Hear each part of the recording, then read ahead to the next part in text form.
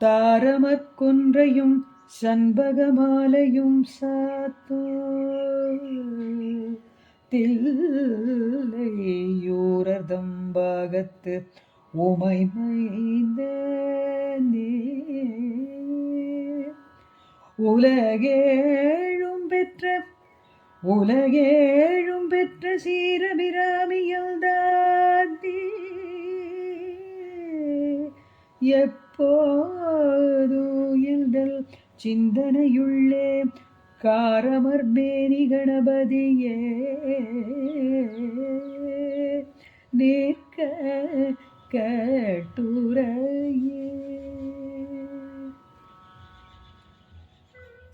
ஓம் நமச்சிவாயம். சிவதாசன் ஜெகநாதன். அன்பர்கள் அனைவருக்கும் இனிய வணக்கம். நான் இன்று ஒரு புதிய பதிவினை நம்முடைய யூடியூப்பில் துவக்கலாம் என்று இருக்கிறேன். இந்த பதிவு ஒவ்வொரு வாரமும் ஞாயிறு மற்றும் வெள்ளிக்கிழமைகளில் இது பதிவிடப்படும். இது எல்லோருக்கும் மிகவும் பிடித்தமான, அனைவரும் விரும்புகின்ற ஒரு பதிவு. இது அபிராமி அந்தாதி. அபிராமி அந்தாதியை பற்றி தெரியாத ஆன்மீக அன்பர்கள் யாரும் இருக்க முடியாது. இப்போ நம்முடைய பிரபஞ்சத்திலே யுகங்கள் 4: கிரேதாயுகம், திரேதாயுகம், துவாபரயுகம், கலியுகம். நம்ம இப்போல்லாம் கலியுகத்தில் இருக்கிறோம். ஒவ்வொரு யுகத்திலும் ஒரு குறிப்பிட்ட வகையான நூல்கள், ஒரு குறிப்பிட்ட வகையான வாழ்க்கை முறை, ஒரு குறிப்பிட்ட வகையான வழிபாட்டு முறைகள் அப்படிலாம் இருந்திருக்கு. இப்போ கிரேதாயுகங்கள் என்பது தெய்வங்களுக்காகவும் உப தெய்வங்களுக்காக ஆனது. அந்த கிரேதாயுகத்திலே எழுந்த நூல்கள் புராணங்களும் வேதங்களும் உபநிடதங்களும் இதெல்லாம் அந்த காலத்திலே கிரேதாயுகத்திலே ஆக்கப்பட்டவை. அப்புறம் அடுத்தபடியாக திரேதாயுகத்திலே எழுப்பப்பட்டது மகாகாவியமான ராமாயணம். ராமாயணத்தை மகாவிஷ்ணு பெருமானுடைய அவதாரமான ராமாவதாரத்தை மையமாக வைத்து எழுதப்பட்டது, வியாசரால் எழுதப்பட்டது, இது வால்மீகியால் எழுதப்பட்டது ராமாயணம். அந்த ராமாயண காலம் அந்த திரேதாயுகம். அடுத்ததான துவாபராயுகத்திலே அது மகாபாரத காலம். இந்த மகாபாரத காலத்திலே மகாவிஷ்ணு 9வது அவதாரமான கிருஷ்ணராக அவதாரம் எடுத்து இங்கே தர்மத்தை ஸ்தாபனம் பண்ணுவதற்காக ஒரு பெரிய நிகழ்ச்சி, ஒரு நாடகத்தை அந்த யுகத்திலே நடத்தினார். அதுதான் மகாபாரதம். இந்த மகாபாரத்தை வியாச பகவான் எழுதினார். அப்போ பாரத காலத்திலே அந்த துவாபர யுகத்திலே தர்மஸ்தாபனம் என்ற ஒரு நிகழ்ச்சி நடந்தது. தர்மம் அழியும் பொழுதெல்லாம் கிருஷ்ண பகவான் தோண்டி அதை ஸ்தாபனம் பண்ணினார். அதர்மத்தை அழித்து தர்மத்தை நிலைநாட்டினார். இப்போ நம்ம கலியுகத்தில் இருக்கோம். இந்த கலியுகத்தில் அநேக நூல்கள், அநேக வழிபாட்டு நூல்கள்லாம் இருக்கிறன. சமஸ்கிருதத்திலும் சரி, தமிழிலும் சரி பல நூல்கள் இருக்கின்றன. முக்கியமாக நம்ம ஆதிசங்கர பெருமான் அவர்கள் பல காவியங்கள் சமஸ்கிருதத்தில் எழுதியிருக்காங்க. அதேமாதிரி தமிழிலும் சங்க காலத்திலிருந்தே பல வழிபாட்டு நூல்கள்லாம் வந்திருக்கு. திருமுருகாற்றுப்படையெல்லாம் சங்க காலத்திலேயே நக்கீரரால் எழுதப்பட்டது. அதே போன்று 5வது நூற்றாண்டுக்கு பிறகு நம்முடைய திருமுறைகள் தோன்ற ஆரம்பித்தன. பிறகு திவ்ய பிரபந்தங்கள் தோன்ற ஆரம்பித்தன. இப்படிப்பட்ட வளர்ச்சியில் போதுதான் 18வது நூற்றாண்டிலே எழுதப்பட்ட ஒரு காவியம் தான் அபிராமி பட்டரால் ஏற்படுத்தப்பட்ட அபிராமி அந்தாதி. இந்த அபிராமி அந்தாதியில் இது ஒரு சாக்த வழிபாட்டு நூல் அப்படின்னு எல்லாரும் சொல்லுவாங்க. அது ஏன்னா அபிராமி பட்டர் அபிராமி அம்பாளை பற்றியுமே இதில் பாடியிருக்கார் அப்படிங்கிறது எல்லாருடைய கருத்து. ஆனால் நம்முடைய சனாதனத்திலே சனாதன மதங்கள், சன்மதங்கள் 6 இருந்தாலும் இந்த 6 மதங்களும் ஒன்றுடன் ஒன்று தொடர்பு உடையதான்.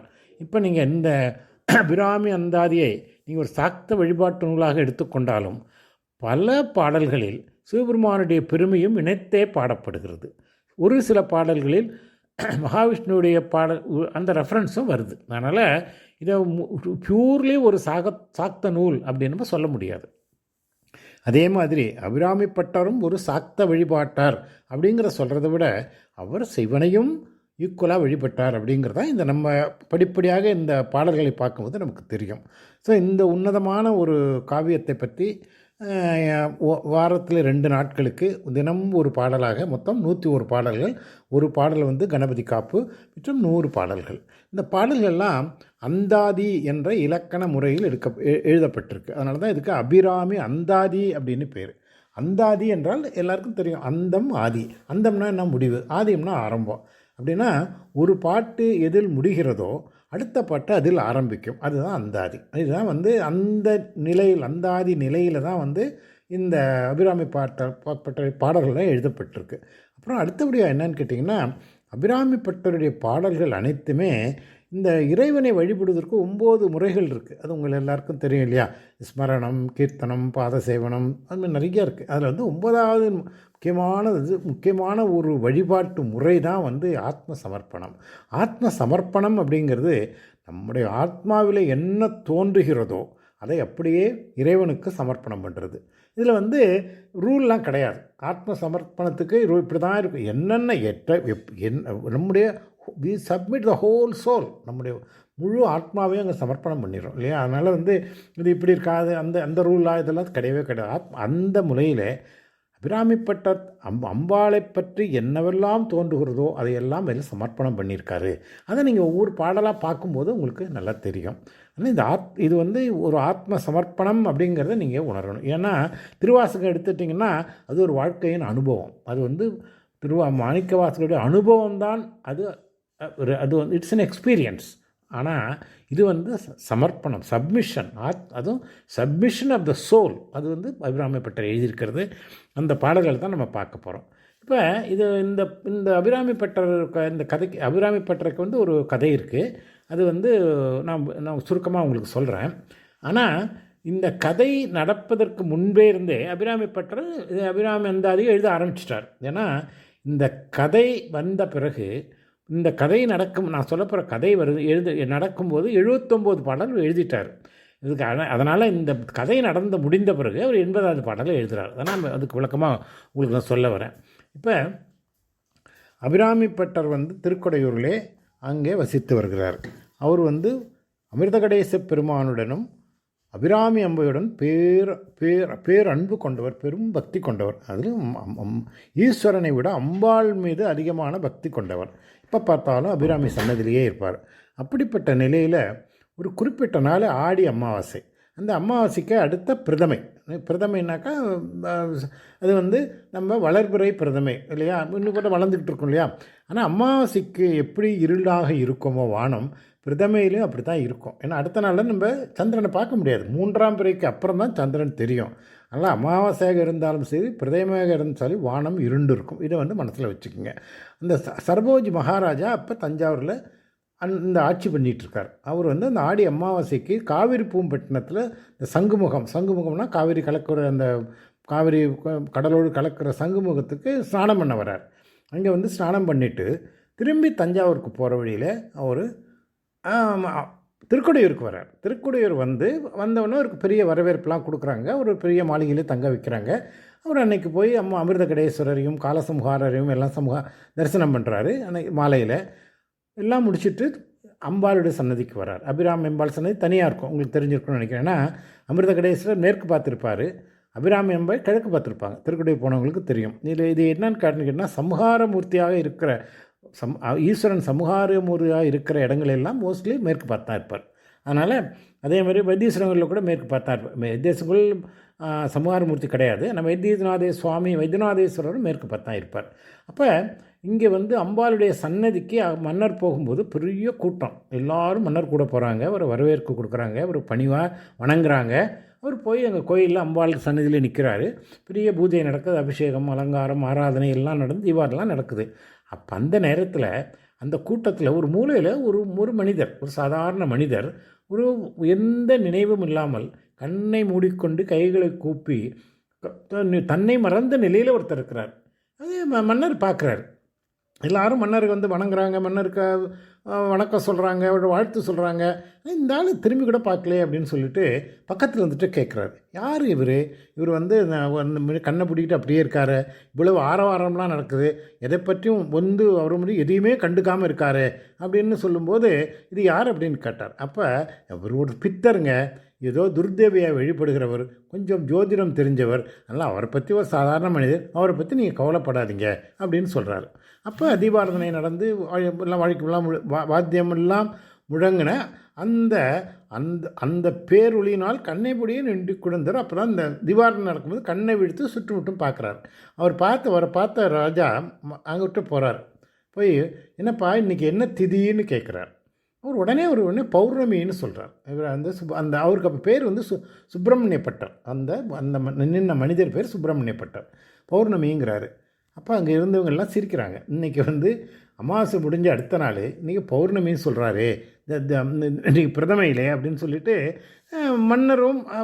மன்னருக்கு வந்து ஒரு குழப்பம். அவர் என்ன எப்படி வந்து இவர் சொல்கிறாரு அப்படின்னு சொல்லிட்டு அவரும் ஒரு குழப்பத்தோடு அது தரிசனம் முடிஞ்சிடுது. எல்லோரும் அவங்கவுங்க வீட்டுக்கு போயிடுறாங்க. பௌர்ணமின்னு சொன்ன அந்த சுப்பிரமணிய பட்டரும் வீட்டுக்கு போயிடுறாரு. அப்போ வந்து அவர் அப்போ பார்க்குறவங்கலாம் கேட்குறாங்க, என்ன இன்றைக்கி பிரதமை இன்றைக்கி போய் பௌர்ணமின்னு சொல்கிறாரு எல்லாம் அவர் கேலி பண்ணுறாங்க. ஆனால் அவரும் அதை பற்றியெல்லாம் கவனிக்காமல் ஒரு மயக்கத்தில் வீட்டுக்கே போயிடுறாரு. அபிராமிப்பட்டர் என்னும் அந்தனர் அவர் தான் அபிராமிப்பட்டருங்கிற அவர் சுப்பிரமணிய பட்டர் என்பது அவர் பெயர். வழி வழியாக தேவி உபாசனை செய்யும் குடும்பத்தில் பிறந்தவர். சாக்த உபாசகர்.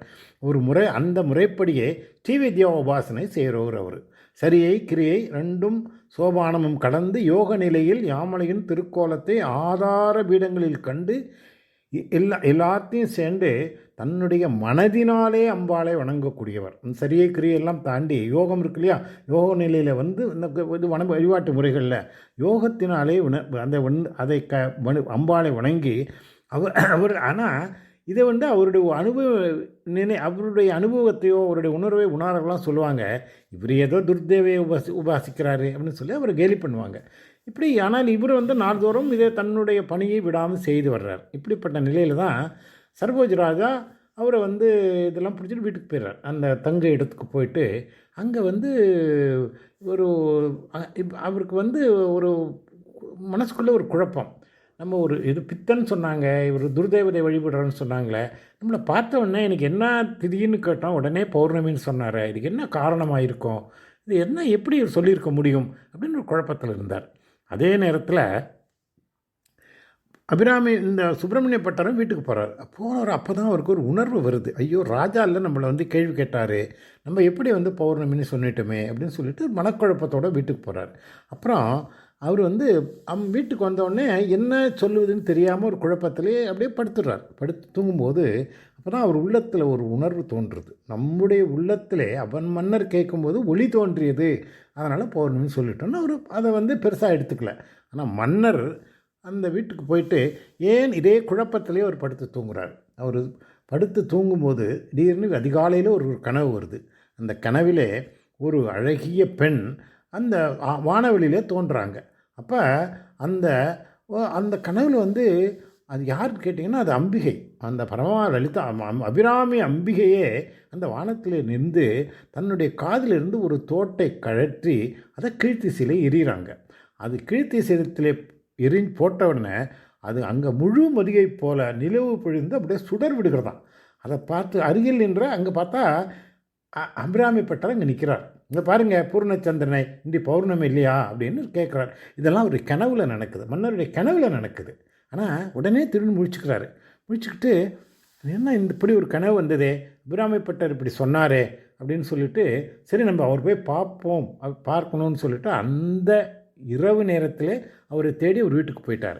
அதே நேரத்தில் அபிராமி பட்டர் அந்த நிலையை அவருக்கு அதிகாலை நேரத்தில் அவர் அம்பாளுடைய பாடல்களை துதிப்பாடல்களை பாடிக்கிட்டு இருக்காரு. அப்போவும் அவர் நினைக்கிறாரு, நான் தப்பான ஒரு நேரத்தில் தப்பான ஒரு பதிலை நான் சொன்னேன், ஆனால் அது தப்பு இல்லை, எனக்கு என்னுடைய கண்ணிலே அம்பாள் என்னுடைய கண்ணிலே பேரொளி தோன்றியது. இந்த பேரொளி யார்? சந்திரன். இந்த சந்திரன் எப்போ வரும்? பௌர்ணமியில் வரும். அதனால் பௌர்ணமி நான் சொன்னேன் என்று அவருடைய மனதை திடப்படுத்தி கொண்டு அவர் இருக்கார்.